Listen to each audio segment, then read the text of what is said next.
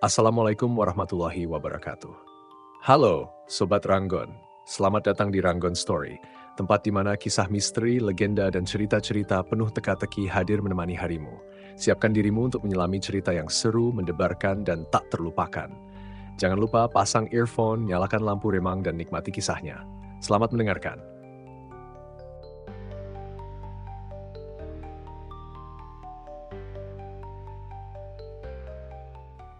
Pagi itu, suasana di dapur Hadi terasa seperti biasa, dengan bau wangi nasi goreng dan sate ayam yang tercium keluar dari dapur. Restoran sederhana ini terletak di ujung jalan yang ramai, dikelilingi warung kopi dan toko roti yang sudah lama berdiri. Suasana kota kecil itu selalu terasa santai, meskipun di dalam restoran ada ketegangan yang tak bisa disembunyikan. Di ruang kantor kecil di lantai atas restoran, Arif dan Dito duduk berdampingan di meja yang penuh dengan kertas dan nota transaksi. Di luar, suara kendaraan dan percakapan pelanggan yang datang mulai mengisi ruang. Namun bagi mereka, hanya ada satu hal yang sedang berputar dalam pikiran mereka. Bisnis keluarga ini. Dito, kamu serius mau ganti menu ini? Tanya Arif sambil melirik adiknya yang sedang memeriksa ponselnya dengan raut wajah yang tampak tegang.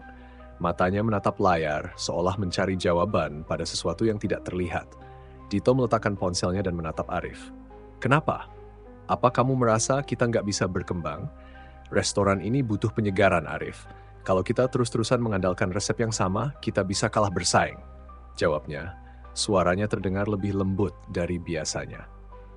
Tetapi ada ketegasan yang tersembunyi. Arif menggigit bibirnya, menahan amarah yang mulai merayap. Kamu nggak paham, Dito. Ini bukan soal perkembangan, ini soal mempertahankan warisan keluarga kita. Resep ini sudah diwariskan turun-temurun. Kalau kamu ganti begitu saja, itu bukan hanya merusak tradisi, itu menghancurkan semuanya. Dito berdiri dari kursinya, kemudian berjalan mendekati jendela. Melihat keluar, dia bisa melihat mobil-mobil yang terparkir dan orang-orang yang berjalan ke sana kemari. Kota ini sudah mulai sibuk. Aku nggak bilang harus ganti semua, Arif. Tapi kita harus cari cara untuk menarik lebih banyak pelanggan muda. Kita nggak bisa hanya mengandalkan pelanggan lama terus-menerus.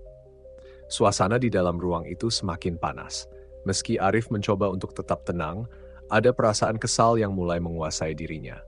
Dia mengeluarkan napas berat. Kamu nggak ngerti, Dito. Kalau kita ikut-ikut tren, kita nggak akan pernah bisa bertahan lama. Bisnis ini harus stabil. Apa kamu sudah mikirin akibatnya? Dito menoleh dan menatap kakaknya dengan serius. Dan kamu sudah mikirin akibatnya kalau kita terjebak dengan cara yang lama? Bisnis itu berubah, Arif. Kalau kita nggak berubah, kita akan tertinggal. Apa kamu nggak lihat pesaing-pesaing baru yang mulai muncul di sekitar sini? Arif menatap Dito tajam. Jadi, kamu mau ganti semua demi mengikuti pesaing? Itu yang kamu mau. Dito kembali duduk, tapi kali ini wajahnya terlihat lebih lelah. Bukan ganti semua, Arif. Aku cuma merasa kita harus sedikit berinovasi. Nggak ada salahnya kan kalau kita coba sesuatu yang baru? Beberapa detik berlalu dalam keheningan. Arif masih terdiam, menatap lurus ke depan, mencoba menenangkan pikirannya. Sementara itu, Dito hanya bisa menunggu jawaban dari kakaknya. Apa kamu yakin ini yang terbaik? Tanya Arif akhirnya, suaranya lebih pelan, tetapi penuh dengan keraguan. Dito menatap Arif dengan mata yang sedikit lebih tajam. Aku yakin, tapi aku nggak bisa melakukannya sendiri, Arif. Kita harus kerjasama, kita harus bisa saling mengerti. Kalau nggak, restoran ini akan stagnan. Arif terdiam. Di dalam dirinya ada perasaan bersalah yang mulai muncul. Ia merasa seperti terjebak di antara keinginannya untuk mempertahankan yang lama dan kebutuhan untuk mengikuti perubahan. Baiklah, jawab Arif akhirnya.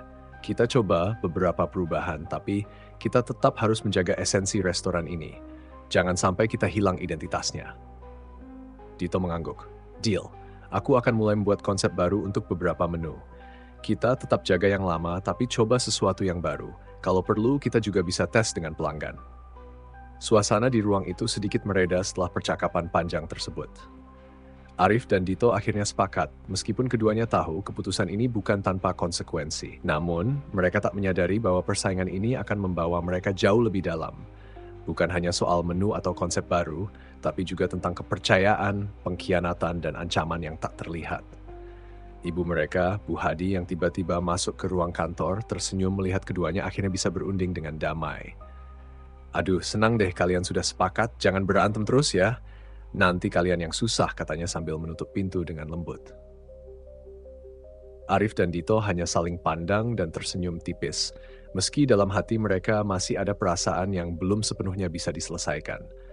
Namun, mereka tahu bahwa restoran ini adalah sesuatu yang berharga, dan untuk itu mereka harus bekerja bersama. Apakah ini cukup untuk membawa mereka ke arah yang lebih baik?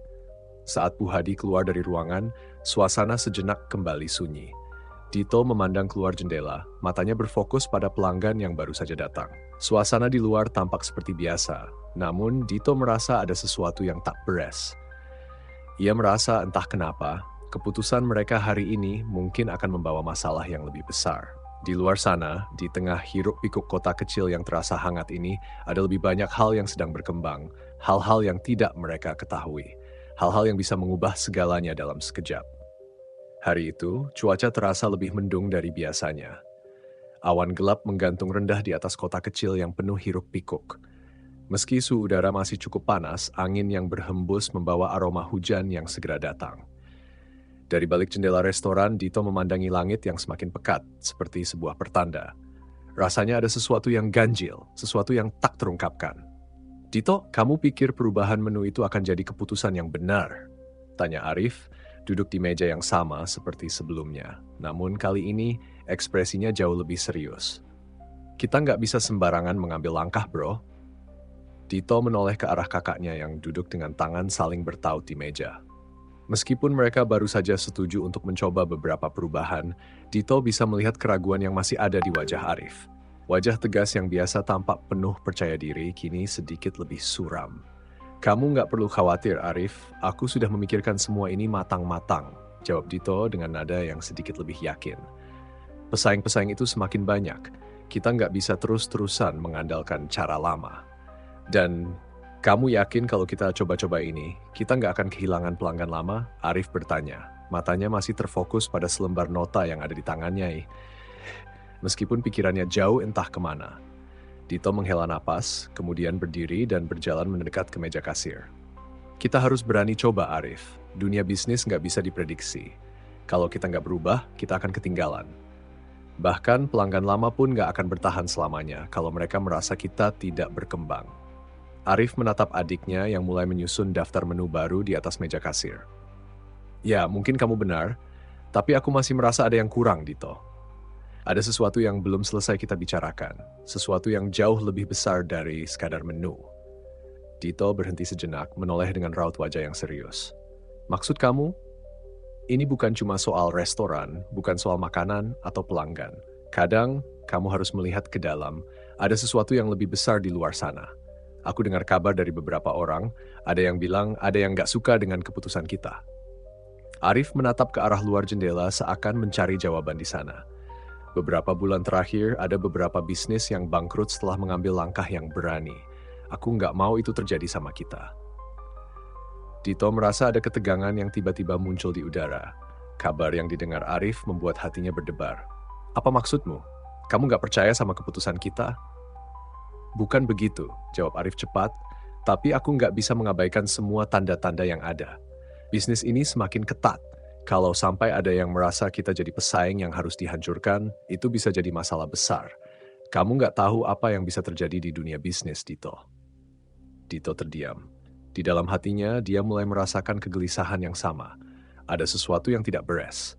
Rasanya seperti ada tangan tak terlihat yang sedang mengawasi setiap langkah mereka. Kamu maksud ada yang ingin menjatuhkan kita? Tanya Dito dengan suara pelan, meski ia sendiri merasa tidak yakin. Arif mengangguk perlahan. Ada yang bilang beberapa pesaing di sekitar sini tidak main-main. Mereka punya cara-cara licik untuk merobohkan yang lebih lemah. Dito merasa ada keringat dingin yang mulai mengalir di punggungnya. Maksud kamu santet? Arif menatap Dito dengan mata serius yang jarang sekali muncul. Iya. Aku dengar beberapa orang yang berbisnis di daerah ini pernah mengalami hal aneh. Restoran yang mereka kelola tiba-tiba tutup.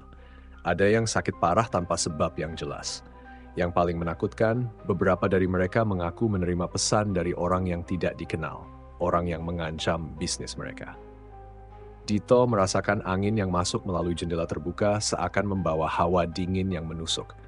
Tapi kita nggak bisa begitu saja terima semua itu sebagai kenyataan, Arif. Kita harus berusaha berpikir rasional. Santet, itu kan hal yang nggak masuk akal. Tapi kamu pernah dengar tentang Goropitu kan? Tanya Arif mengalihkan pandangannya ke arah Dito. Dito mengernyitkan dahi. Goropitu? Itu apa? Goropitu adalah jenis santet yang katanya bisa membuat seseorang merasa kehilangan kekuatan, kehilangan kendali, atau bahkan menghancurkan bisnismu secara perlahan. Ini bukan sekadar cerita mitos, Dito. Ada yang bilang mereka melihat tanda-tanda aneh sebelum bisnis mereka benar-benar hancur. Aku khawatir kita sudah terlalu jauh dalam persaingan ini. Dito merasa jantungnya berdegup lebih kencang. Meskipun dirinya lebih memilih untuk berpikir rasional, kata-kata Arif mulai meresap dalam benaknya. Jadi, kamu ingin bilang kita bisa jadi korban dari hal ini? Arif mengangguk pelan. Aku tidak tahu, Dito. Tapi kita harus lebih hati-hati. Kita nggak tahu siapa yang sebenarnya menjadi lawan kita di luar sana. Bisa jadi orang yang kita anggap teman, malah menyimpan dendam yang tak terlihat. Dito memegangi kepalanya, mulai merasa pusing dengan semua hal yang baru saja mereka bicarakan. Arif, kita nggak bisa terus hidup dengan ketakutan seperti ini. Kalau kita terus-terusan takut, kita nggak akan pernah bisa maju. Tapi, kita nggak bisa mengabaikan kenyataan, jawab Arif dengan nada lebih rendah. Kadang, dalam dunia bisnis, ada hal-hal yang tidak bisa dijelaskan dengan logika. Ketika seseorang mulai merasa terancam, mereka bisa saja melakukan apapun untuk bertahan. Kita harus tetap waspada. Dito menatap kakaknya dengan pandangan tajam. Aku tahu, Arif. Aku juga nggak mau jadi pengecut. Tapi kita juga nggak bisa terus terjebak dalam ketakutan. Kita harus tetap berjalan maju. Bisnis ini akan tetap berjalan dengan atau tanpa hal-hal aneh yang kita takuti. Arif hanya menghela napas, merasakan beban di dadanya semakin berat. Kamu benar, Dito. Kita harus tetap maju, tapi kita harus hati-hati. Kalau sampai ada yang mengincar kita harus siap. Pintu restoran tiba-tiba terbuka, dan suara tawa pelanggan yang masuk kembali mengalihkan perhatian mereka. Suasana kembali menjadi lebih hangat meskipun ketegangan di dalam hati kedua saudara itu tetap ada. Mereka tidak tahu, namun sesuatu yang besar mulai bergerak di luar sana. Sesuatu yang lebih gelap dan tak terduga. Minggu pertama setelah perubahan menu di dapur Hadi berjalan cukup lancar. Dito merasa lega melihat restoran yang dulunya cukup stagnan, kini mulai ramai dengan pengunjung baru. Meski beberapa pelanggan lama sempat ragu dengan perubahan, sebagian besar tampaknya menyukai konsep baru yang dibawakan oleh Dito. Menu yang lebih segar, dengan sentuhan rasa yang lebih berani, menjadi pembicaraan di kalangan pelanggan. Di pagi hari, suasana restoran terasa lebih hidup dari biasanya. Di dalam dapur, aroma rempah-rempah yang menggoda menyatu dengan suara panci yang berdenting.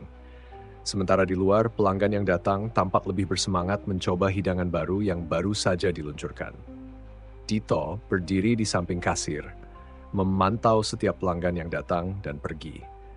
Dia memperhatikan dengan seksama reaksi mereka terhadap menu baru yang telah mereka rancang. Seorang pria yang duduk di sudut ruangan tampak mengunyah dengan antusias sambil memeriksa ponselnya. Sementara pasangan muda yang duduk di meja dekat jendela saling berbicara sambil berbagi sepiring sate ayam sambil tersenyum puas.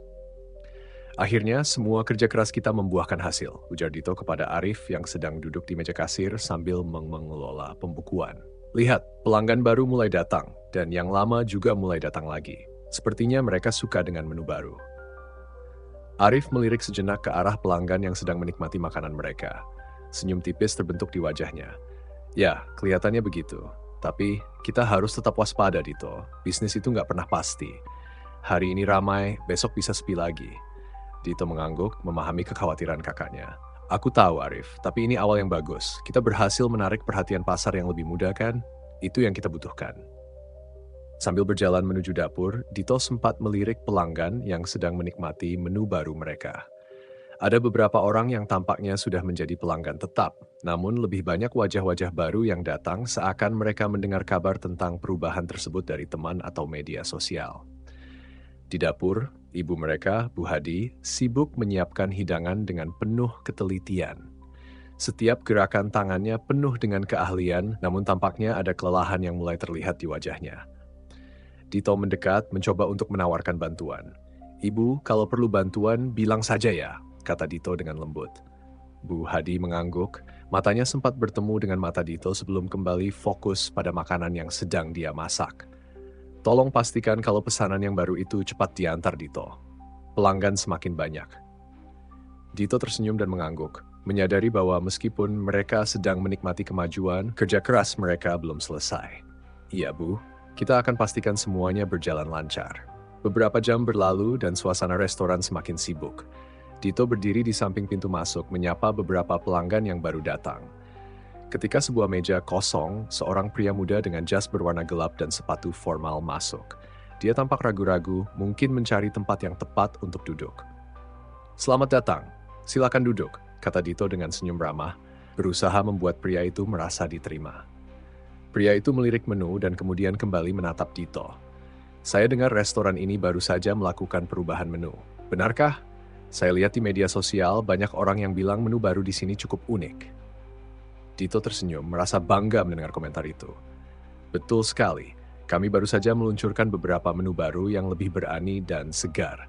Kami ingin mencoba menghadirkan sesuatu yang berbeda bagi pelanggan kami." Pria itu tersenyum tipis. "Menarik. Baiklah, saya coba sate ayam dan nasi goreng spesialnya." Dito segera mengarahkannya ke meja yang kosong. "Tentu, kami akan segera siapkan. Terima kasih sudah mampir." Setelah pria itu duduk, Dito berjalan menuju dapur untuk memastikan pesanan segera diproses. Saat itu, Arif tiba-tiba mendekat dan berbisik dengan serius. "Dito, aku dengar kabar dari beberapa orang. Beberapa restoran baru di daerah ini mulai merasa terancam dengan perubahan kita." Dito menatap Arif dengan tatapan bingung. "Maksudnya?" Arif terlihat cemas. "Mereka mulai mengawasi kita. Aku rasa beberapa pesaing di sekitar sini gak suka kalau kita mulai merebut pasar mereka. Kita harus hati-hati, Dito." Dito menahan napas sejenak menimbang kata-kata Arif. Namun, dia segera menggelengkan kepala. "Kita nggak bisa membiarkan ketakutan menghentikan kita. Kita sudah memulai perjalanan ini, Arif. Bisnis ini butuh inovasi. Kita nggak bisa mundur sekarang." Arif menghela napas, jelas masih merasa cemas. "Aku tahu, Dito. Tapi tetap saja, persaingan di luar sana makin ketat. Kita nggak bisa lengah."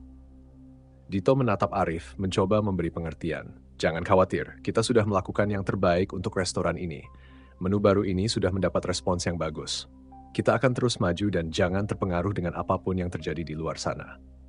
Malam hari tiba dan restoran mulai sepi, tetapi Dito merasa puas. Untuk pertama kalinya dalam waktu yang lama, ada rasa optimisme yang mengalir dalam dirinya. Perubahan yang mereka buat, meski kecil, tampaknya memberi angin segar bagi dapur Hadi. Namun, di dalam pikirannya, meskipun kemajuan ini terasa manis, ada bisikan halus yang mulai muncul, pertanyaan yang masih belum terjawab sepenuhnya. Bagaimana jika perubahan ini hanya permulaan dari sesuatu yang lebih besar, sesuatu yang tak terduga?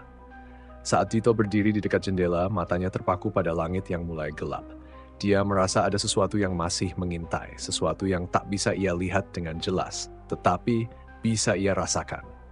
Namun untuk malam ini, dia memilih untuk menutup mata, menikmati kemenangan kecil yang telah mereka capai. Sebuah harapan baru. 2 bulan telah berlalu sejak Dapur Hadi meluncurkan menu baru. Restoran itu kini berada di puncak popularitasnya. Pelanggan datang tidak hanya dari sekitar kota tapi juga dari luar daerah, ingin mencoba hidangan yang menjadi buah bibir. Ulasan positif terus mengalir di media sosial, membawa keuntungan besar bagi Dito dan Arif. Namun di balik kesuksesan itu, Dito mulai merasa ada sesuatu yang tidak nyaman. Bukan pada restoran kan, tetapi pada hal-hal kecil di sekitarnya, hal-hal yang sebelumnya tidak ia perhatikan. Malam itu, Dito sedang menghitung hasil penjualan di meja kasir. Restoran sudah tutup dan hanya suara kipas angin yang berputar terdengar di ruangan. Arif duduk di kursi dekat pintu, matanya memandangi lembaran nota dengan ekspresi serius. "Tadi malam ada pelanggan yang bilang makanan kita lebih enak dari restoran Pak Roni di seberang jalan," kata Dito, mencoba memecah keheningan. "Aku rasa kita benar-benar jadi pesaing berat mereka sekarang." Arif hanya mengangguk tanpa berkata apa-apa. "Pak Roni sudah beberapa kali kehilangan pelanggan besar." Akhirnya ia berkata pelan. "Dia bahkan datang ke sini beberapa hari lalu tapi nggak pesan apa-apa. Cuma berdiri di luar memperhatikan." "Serius?" tanya Dito, alisnya terangkat. "Kenapa nggak bilang waktu itu?" "Karena aku nggak tahu apa maksudnya," jawab Arif. "Tapi dia kelihatan aneh." Sebelum Dito sempat merespons, mereka dikejutkan oleh suara piring pecah dari dapur. Keduanya langsung menoleh ke arah pintu dapur yang sedikit terbuka. Dito berdiri dengan cepat berjalan ke arah dapur dengan hati-hati. Bu, apa yang terjadi? Tanya Dito mengira ibunya mungkin masih di dalam dapur. Namun saat pintu didorong perlahan, dapur itu kosong. Hanya pecahan piring yang berserakan di lantai dekat meja persiapan. Tidak ada tanda-tanda siapapun di sana. Siapa yang menjatuhkan ini? Tanya Arif yang kini berdiri di belakang Dito. Dito menggeleng. Mungkin tadi piringnya tergelincir dari meja. Angin dari ventilasi cukup kencang. Arif menatapnya dengan skeptis, tapi tidak mengatakan apa-apa. Dito membersihkan pecahan piring itu dengan hati-hati, sementara Arif kembali ke depan untuk menutup pintu utama restoran. Namun malam itu belum selesai. Sekitar pukul 2 dini hari, Dito terbangun dari tidurnya oleh suara derit pintu. Ia mengerjapkan mata, mencoba membiasakan diri dengan kegelapan. Kamar kecilnya yang terletak di lantai atas restoran terasa dingin meskipun jendela sudah tertutup rapat. Apa itu? Gumamnya pada diri sendiri. Ia bangkit perlahan meraih jaket yang tergantung di kursi. Suara derit itu terdengar lagi, kali ini lebih jelas. Sumbernya dari lantai bawah, tepat di area restoran. Langkahnya pelan menuruni tangga, mencoba tidak membuat suara yang bisa membangunkan ibunya. Ketika sampai di lantai bawah, ia melihat pintu depan restoran sedikit terbuka, meskipun tadi Arif memastikan pintu itu terkunci rapat. "Siapa di sini?" panggil Dito dengan suara rendah. Ia menyalakan lampu ruang makan dan semuanya tampak normal, meja yang rapi, kursi yang tertata, dan lantai yang bersih. Namun, ada sesuatu di udara yang membuat kulitnya merinding. Tiba-tiba, ia mendengar suara gemerisik dari arah dapur. Tanpa pikir panjang, Dito berjalan cepat ke sana. Saat pintu dapur didorong, ia terkejut melihat panci-panci yang tergantung bergoyang seolah ada yang baru saja menyentuhnya. "Siapapun itu, keluar sekarang!" seru Dito, mencoba menutupi rasa takut yang mulai merayap. Ia menyalakan semua lampu di dapur, tapi tidak ada apa-apa. Hanya pantulan dirinya sendiri di cermin kecil di atas wastafel. Dito menghela napas panjang. "Mungkin aku cuma terlalu lelah," gumamnya, mencoba meyakinkan dirinya sendiri. Ia menutup pintu dapur, memastikan semuanya terkunci, dan kembali ke kamarnya. Tapi malam itu tidurnya tak pernah benar-benar nyenyak. Keesokan harinya, suasana di restoran terasa berbeda. Pelanggan tetap ramai seperti biasa, tetapi Dito tidak bisa menghilangkan perasaan gelisah yang muncul sejak malam sebelumnya. Ketika ia memberitahu Arif tentang kejadian aneh itu, kakaknya hanya mendengarkan dengan wajah serius. "Kamu yakin pintu itu terkunci tadi malam?" tanya Arif. "Yakin," jawab Dito tegas. "Aku sendiri yang memastikan semuanya terkunci sebelum tidur." Arif mengangguk pelan. "Kalau begitu mungkin kita perlu lebih waspada. Kadang ada hal-hal yang terjadi di luar kendali kita." Percakapan mereka terhenti ketika seorang pelanggan lama, Pak Karman, mendekat ke meja kasir. Ia adalah pensiunan yang sering datang untuk sarapan pagi. "Mas Dito, saya mau tanya," katanya dengan suara rendah. "Tadi malam restoran ini masih buka ya?" Dito mengerutkan dahi. "Enggak Pak, kami tutup seperti biasa sekitar jam 9 malam." "Kenapa?" Pak Karman terlihat bingung.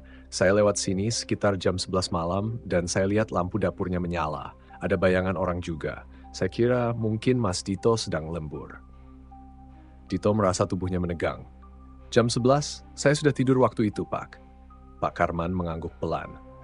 "Oh, mungkin saya salah lihat ya, tapi saya yakin benar ada orang di dapur." Ia tersenyum tipis dan berlalu menuju mejanya.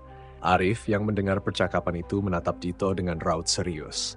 "Ini sudah mulai aneh, Dito. Kita harus cari tahu apa yang sebenarnya terjadi." Dito hanya mengangguk. Meskipun dalam hatinya ia tahu bahwa jawabannya tidak akan mudah ditemukan. Di tengah kesibukan restoran yang tampak berjalan normal, ada sesuatu yang perlahan-lahan mengintai, menunggu waktu untuk muncul ke permukaan. Beberapa hari setelah kejadian aneh di restoran, Dito mulai merasa tubuhnya tidak seperti biasanya. Awalnya hanya kelelahan ringan, hal yang wajar mengingat jadwal kerja yang semakin padat. Tapi lama-kelamaan, kelelahan itu berubah menjadi rasa nyeri di sendi-sendi tubuhnya.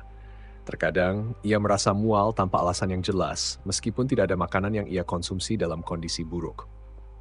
Di pagi hari, sebelum restoran buka, Dito sedang memotong bawang di dapur.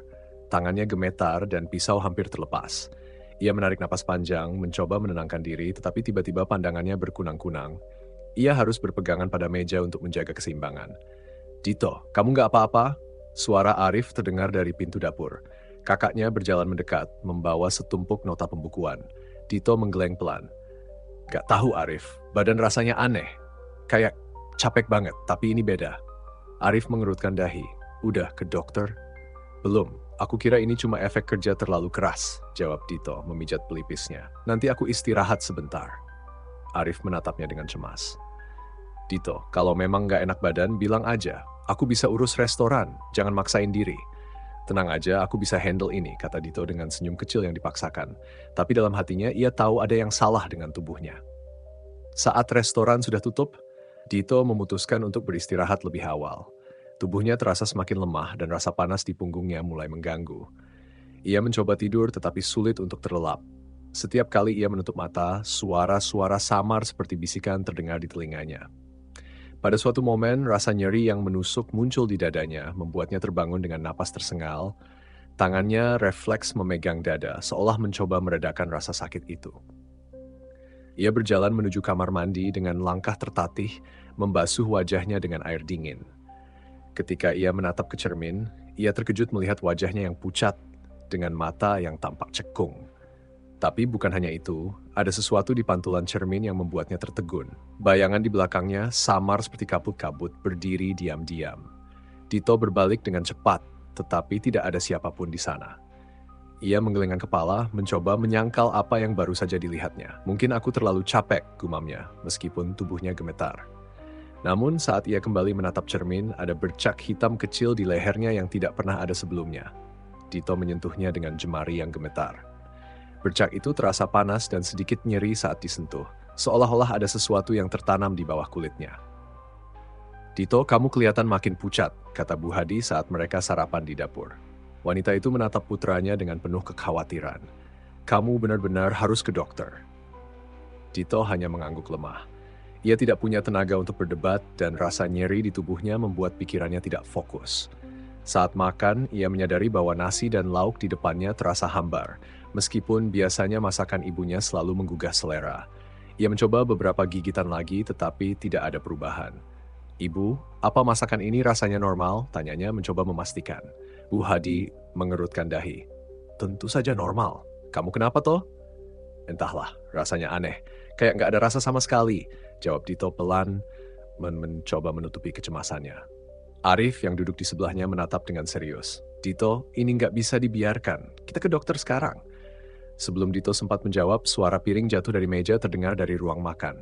Ketiganya langsung menoleh ke arah sumber suara. Dito dan Arif bergegas keluar dari dapur, sementara Bu Hadi mengikuti di belakang. Saat mereka sampai di ruang makan, tidak ada siapapun di sana. Piring yang jatuh itu terlihat pecah di lantai, meskipun sebelumnya meja itu sudah kosong. Angin, mungkin, kata Dito mencoba menjelaskan.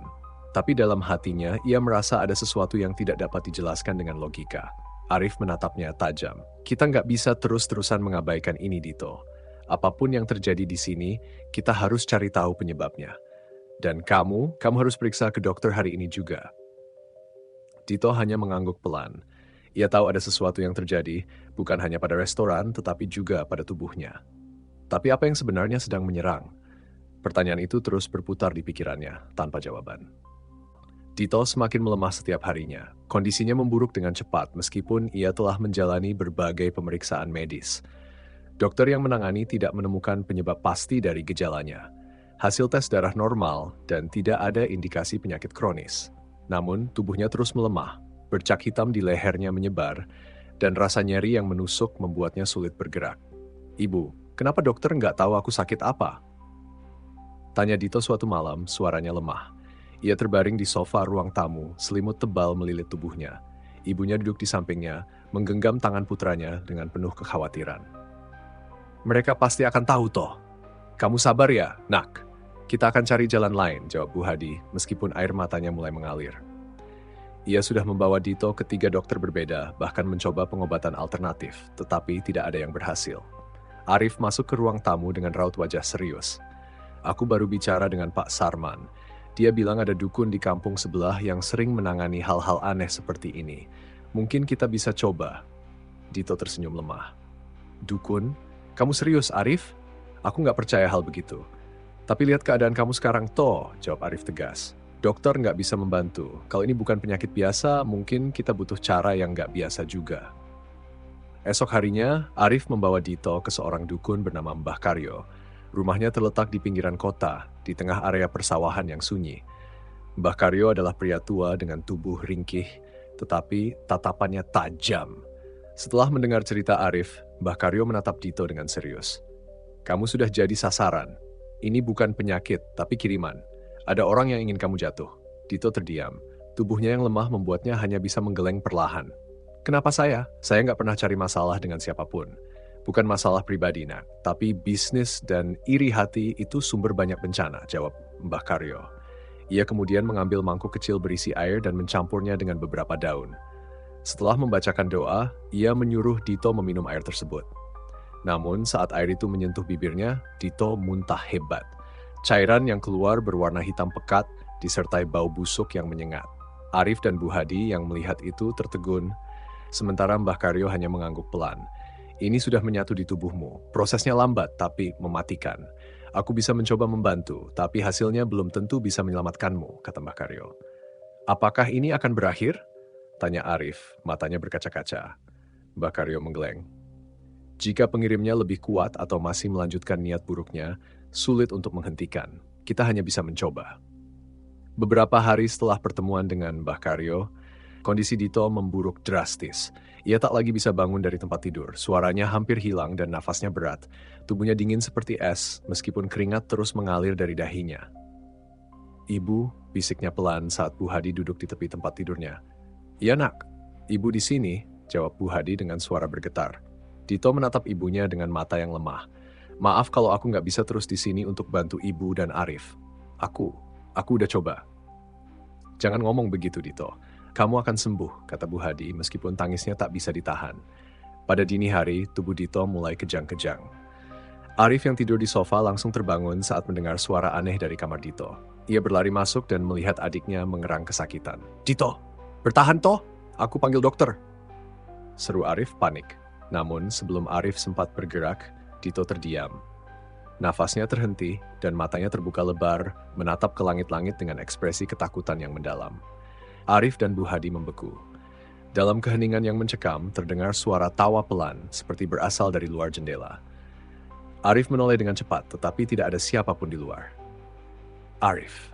Bu Hadi memanggil dengan suara gemetar, matanya menatap tubuh Dito yang kini tidak bernyawa. Arif memeluk tubuh adiknya yang dingin. Dalam hatinya, ia tahu bahwa kematian Dito bukanlah kematian biasa. Kematian Dito menjadi pukulan telak bagi keluarga Hadi. Setelah pemakaman yang berlangsung dalam suasana penuh duka, restoran mereka yang selama ini menjadi kebanggaan keluarga mulai menunjukkan tanda-tanda kemunduran. Awalnya, pelanggan yang biasanya memenuhi meja setiap malam mulai berkurang. Mungkin ini cuma sementara, ujar Arif kepada ibunya, mencoba menenangkan diri. Namun, suara Arif terdengar kurang meyakinkan. Hari demi hari berlalu, dan situasi semakin memburuk.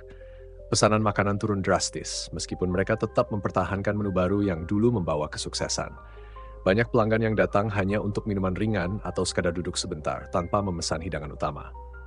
Suatu sore, Arif berdiri di dapur sambil memandangi daftar belanja bahan makanan yang menumpuk di meja. Bu, stok bahan ini udah terlalu banyak. Kalau terus seperti ini, kita rugi besar, katanya. Suaranya penuh kekhawatiran. Bu Hadi yang tengah memotong sayuran menghela napas panjang. Ibu juga bingung, nak, biasanya bahan ini nggak pernah sisa. Pelanggan dulu sampai antre, sekarang sepi. Apa karena kematian Dito? Tanya Arif pelan, nyaris berbisik. Bu Hadi menatapnya. Mungkin, orang-orang di sekitar sini memang senang mengaitkan hal-hal seperti ini dengan nasib buruk. Tapi ibu rasa bukan itu saja. Arif mengangguk pelan. Aku akan coba cari tahu, Bu. Entah dari mana, harus ada jawabannya. Beberapa hari kemudian, seorang pemasok bahan makanan yang biasa bekerja sama dengan restoran mereka datang dengan wajah canggung. Maaf Mas Arif, mulai bulan depan kami nggak bisa pasok bahan lagi, kata pria itu sambil menggaruk tengkuknya. Kenapa? Kita kan selalu bayar tepat waktu, kata Arif suaranya mulai meninggi. Bukan soal itu Mas, tapi banyak pelanggan lain yang bilang mereka takut pesan makanan dari sini. Ada yang bilang tempat ini ada masalah, jawabnya ragu. Arif menatap pria itu dengan tajam. Masalah? Maksud kamu apa? Pria itu terlihat gugup. Ya, saya nggak tahu pasti. Katanya beberapa orang yang makan di sini merasa sakit. Saya cuma menyampaikan, Mas. Maaf. Setelah pria itu pergi, Arif merasakan dadanya berat. Restoran yang dulu ramai dengan pelanggan kini menjadi tempat yang dianggap menyeramkan oleh orang-orang. Arif, Apa nggak sebaiknya kita tutup sementara? Tanya Bu Hadi di ruang tamu malam itu. Tutup? Kalau kita tutup sekarang, Bu, berarti kita menyerah. Balas Arif tegas. Tapi lihat keadaan ini, nak. Semua tabungan kita sudah habis untuk modal tambahan, tapi pelanggan tetap nggak ada. Sampai kapan kita bisa bertahan? Arif menghela napas panjang, menundukkan kepala. Aku cuma nggak mau kehilangan satu lagi. Setelah kehilangan Dito, kalau kita tutup restoran ini, rasanya seperti kita mengubur semua usaha dia juga. Bu Hadi tidak menjawab, hanya menatap Arif dengan penuh rasa iba. Setelah berbulan-bulan berjuang tanpa hasil, restoran itu akhirnya harus tutup. Tidak ada pilihan lain. Pada hari terakhir, hanya beberapa pelanggan setia yang datang untuk sekadar memberikan dukungan. Arif berdiri di pintu restoran, menatap papan nama di atas pintu yang sudah mulai pudar. Ia teringat semua kenangan bersama Dito, bagaimana mereka tertawa di dapur, mengobrol tentang rencana masa depan, dan merayakan hari-hari penuh kesuksesan. Bu Hadi keluar dari dalam restoran, membawa kain lap untuk membersihkan papan nama itu. Tapi tangannya gemetar, dan ia hanya bisa menatap tulisan itu dengan mata berkaca-kaca. Arif, kita harus ikhlas. Ini bukan akhir segalanya, katanya pelan. Arif tidak menjawab. Ia tahu ibunya mencoba menguatkan, tapi rasa kekalahan dan kehilangan begitu mendalam. Sore itu papan tutup dipasang di pintu. Restoran yang pernah menjadi simbol kebanggaan keluarga kini tinggal kenangan. Namun di balik semua ini, Arif merasa bahwa semua kejatuhan ini bukan hanya karena faktor eksternal. Ada sesuatu, entah apa, yang telah menghancurkan mereka perlahan dari dalam. Perasaan pahit dari kehilangan Dito dan jatuhnya restoran menjadi beban besar bagi keluarga Hadi. Namun, Arif menyimpan tekad untuk mencari tahu kebenaran di balik semua ini. Ia percaya apapun yang menimpa mereka tidak terjadi begitu saja, tanpa sebab.